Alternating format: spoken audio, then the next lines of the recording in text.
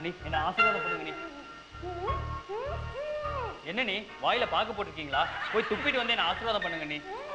ஸ்ரீதர், உங்க அண்ணி ஒண்ணும் பாக்கு போடலடா. இன்னைக்கு நீ நல்ல மியூசிக் கம்போஸ் பண்ணணும்னு மௌன விரதம் இருக்கா. என்ன மௌன விரதம் இருக்கிறதுக்கு சாப்பிடாம விரதம் இருந்தா மாசம் ஒரு மூட்டை அரிசியாவது மிச்சம் ஆகும்ல. விளையாடாதடா.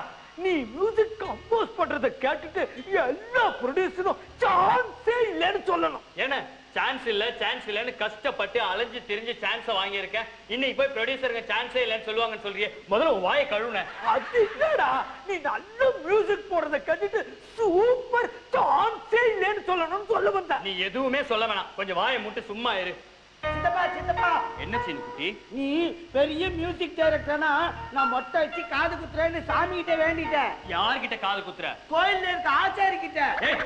என்கிட்டே காது குத்துறியான்னு கேட்டேன். உனக்கு குத்த தெரிஞ்சா நீயே குத்து சித்தப்பா. குத்தணுமா?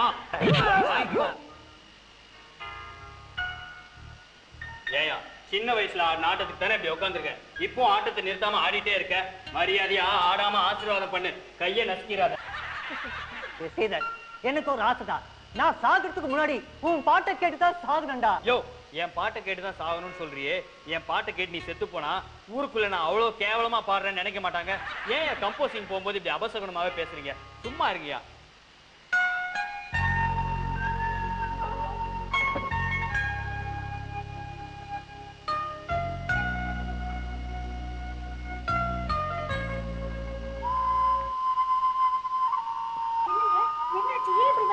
வீட்டுக்குள்ள போறதுக்கு இதனடி வழி, அதான் இப்படி வர. ஐயோ, நான் அதை கேட்கலீங்க. ஏன் ஒரு மாதிரியா வரீங்கன்னு கேட்டேன். இன்னைக்கு நம்ம ஸ்ரீதருக்கு ரெக்கார்டிங் கேன்சல் ஆயிடுச்சு. பாவம் குழந்தை, இன்னையோட 100 ரெக்கார்டிங் கேன்சல் ஆயிடுச்சு. இதுவே பெரிய ரெக்கார்ட் தானே. இதுக்கு மேல ரெக்கார்டிங் தேட்டருக்கு போய் பெருசா என்ன கிளிக் போறாரு. சித்தப்பா வந்தா கண்டிப்பா ட்ரீட் கேட்கணும். சும்மா இருடா. பாவம் குழந்தை இன்னைக்கு யார் முகத்துல முடிச்சானோ. ஐயோ, காலைல எந்திரிச்சு நம்ம மூஞ்சில தானே முடிச்சான். ரெக்கார்டிங்க்கு டைம் ஆயிடுச்சு, எழுந்திருப்பா. தேங்க்யூண்ணே. வந்தா செம்ம அடி அடிப்பான. ஏதாவது நெஞ்சு வலின்னு சொல்லி படுத்துற வேண்டியதுதான். என்னங்க நெஞ்சு வலியா? அதேதான் அடி, கொண்டு போய் படுக்க வைக்கிட்டு.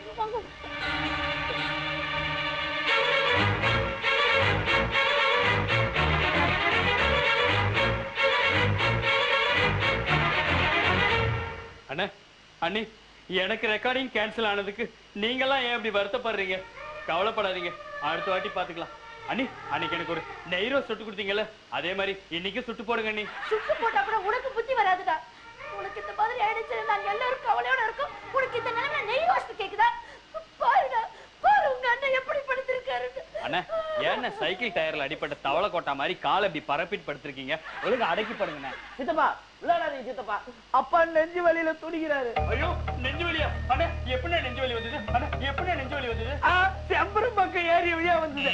அண்ணனுக்கு நெஞ்சு வலி வந்திருக்கு. ஒரு ஹார்லிக்ஸ் சாத்துக்குடி வாங்கிட்டு வராம எப்படி வந்தது வெறும் வாயில காட்டுக்கிட்டு இருக்கேடா.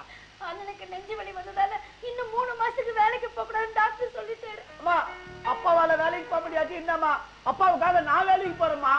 என் பையனுக்காக நான் வேலைக்கு போறேன்டா. அப்பா, உன்னால பாத்ரூம்க்கே தனியா போக முடியாது. எப்படிப்பா? இல்லப்பா, உனக்காக நான் போறேன்ப்பா. நீங்க போக வேண்டாம் மாமா, என் புருஷனுக்காக நான் வேலைக்கு போறேன். ஏய், இப்படி ஆளாளுக்கு வேலைக்கு போறேன்னு சொன்னா நானும் வேலைக்கு போறேன்னு வாய் விடுவேன்னு பாக்குறீங்களா? நான் வேலைக்கெல்லாம் போக மாட்டேன். வேலைக்கு வந்து கொட்டிப்பேன். மியூசிக் டைரக்டர் சான்ஸ் தேடி போவேன். உனக்கு குடும்பம் பெருசா, மியூசிக் பெருசா? நீ தான்டா பெருசு. சின்ன பையன் மாதிரி ஊரை ஏமாத்தி சுத்திட்டு இருக்க. கடைசியா என்னடா சொல்ல போற? கடைசியானா? ஓ, நாம கிளைமேக்ஸ்க்கு வந்துட்டோமா?